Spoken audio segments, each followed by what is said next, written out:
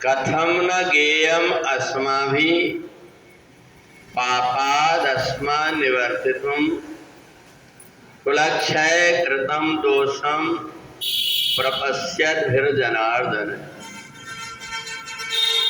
कई बार अलग अलग लोगों की अलग अलग बात सुन करके मन के अंदर ही भ्रम हो जाता है कि क्या उचित है और क्या अनुचित है। इसलिए मन के अंदर दुख हो जाता है, विषाद हो जाता है। हर व्यक्ति के सोचने की, हर व्यक्ति के कार्य करने की और हर व्यक्ति की सहन शक्ति की अलग अलग क्षमता होती है। कोई व्यक्ति 50 किलो का वजन उठा सकता है, कोई 10 किलो उठाने में परेशान हो जाता है। तो इसलिए कथम न गेयम अस्माभिः, हमें क्यों ना सत्य के नजदीक पहुंचना चाहिए। हमें अनुभव करके, अपनी बुद्धि का प्रयोग करके सत्य के नजदीक पहुंचे तो हमको दुख नहीं होता। और नहीं तो कई बार जब सत्य के नजदीक हम जब नहीं पहुंचते तो हमें कई प्रकार के कष्ट होते हैं, मन के अंदर बड़ा दुख लगता है। मजबूरी में जो काम नहीं हो सकता हमसे, उस काम को भी करना पड़ता है, दूसरों के भय के कारण, दूसरों के दबाव के कारण, या दूसरे क्या कहेंगे ये सोचकर। वेदों में, शास्त्रों में, पुराणों में आप देखें तो जितने भी व्रत वगैरह बताए गए हैं वो अपने पति की दीर्घायु के लिए पत्नी को ही बताए गए। कोई ऐसा व्रत नहीं है जो पति भी करे साल में एक आध बार कि पत्नी की दीर्घायु, इसका कोई व्रत नहीं। और लिखने वालों ने जो मन आया उस ढंग से लिख दिया।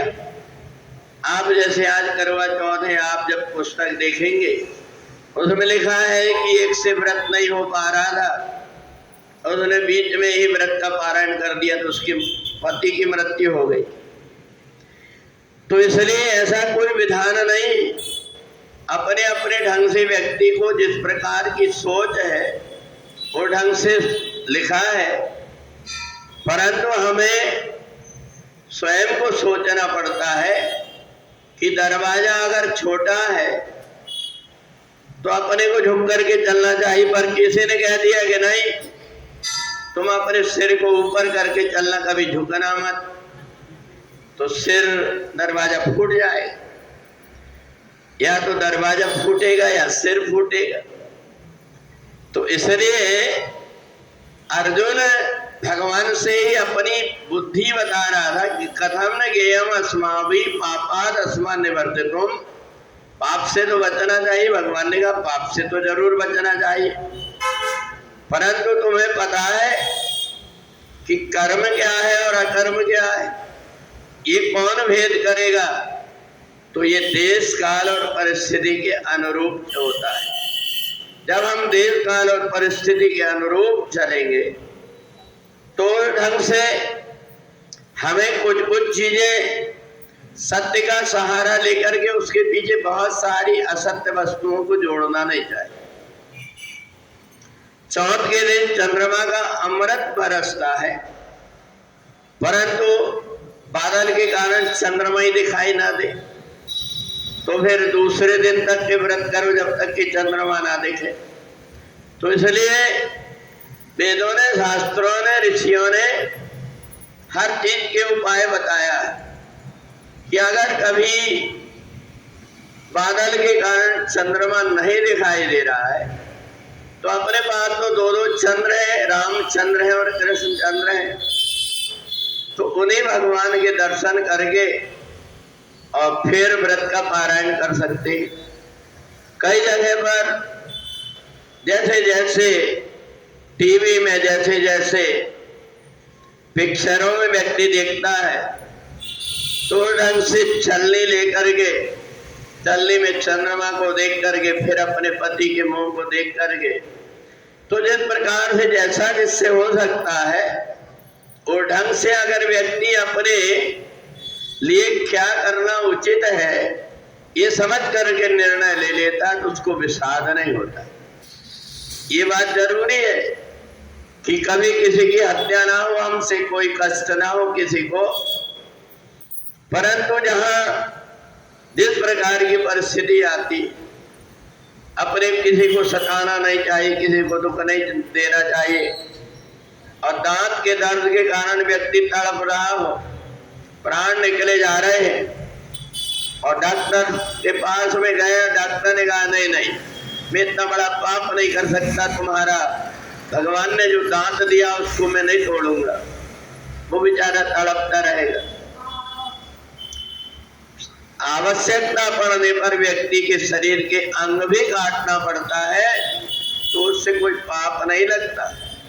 तो इसलिए देशकाल परिस्थिति के अनुरूप भगवान ने हमें जो बुद्धि दिया है उस बुद्धि से विचार करके अगर हम काम करते हैं तो बाद में पछताना नहीं पड़ता। अर्जुन को मोह के कारण यहाँ दुख हो रहा था, उसी मोह को दूर करने के लिए भगवान ने गीता सुनाया है। तो इसलिए हमारी बुद्धि का भी प्रयोग कर लेना चाहिए कि ऐसा ना हो कि व्रत के कारण हमें दूसरे दिन इतनी परेशानी हो जाए कि हमें अपने इलाज और उपचार के लिए भुगतना पड़े। इसलिए अपने शरीर की क्षमता देख करके आजकल कई प्रकार की बीमारियां लगी हुई है, उन सबको ध्यान में रखते हुए अपने शरीर से जितना भी बन सकता है उतना संयम करके, अनुष्ठान करके, व्रत करके अगर व्यक्ति कार्य करता है तो उससे बढ़कर के कोई लाभ नहीं होता। और विशेष रूप से अपन ये देखें कि पता नहीं कहां से व्यक्तियों को ये लगा है कि हम व्रत और उपवास में अनाज छोड़ करके दिन भर जो कुछ भी मिले सब खाओ। कोई पूछे तो बताओ हमारा उपवास, दिन में कई बार खाते रहने वाला व्यक्ति व्रत और उपवास किसको कहते हैं इसके भी भेद को जब नहीं जान पाता तब जाकर के उसको कष्ट होता है। इसलिए भगवान ने जो हमको बुद्धि दिया है उसके अनुरूप जो कुछ भी पुराण है, संतों की वाणी है, जैसे छन्नी कचरा कचरा निकाल करके अलग कर देती है और साफ चीजों को हमें दे देती, इसी प्रकार से अपनी बुद्धि से सोच विचार करके छान करके जब व्यक्ति कार्य करता है तो उसको बाद में पछताना नहीं पड़ता। बोली वृंदावन बिहारी लाल।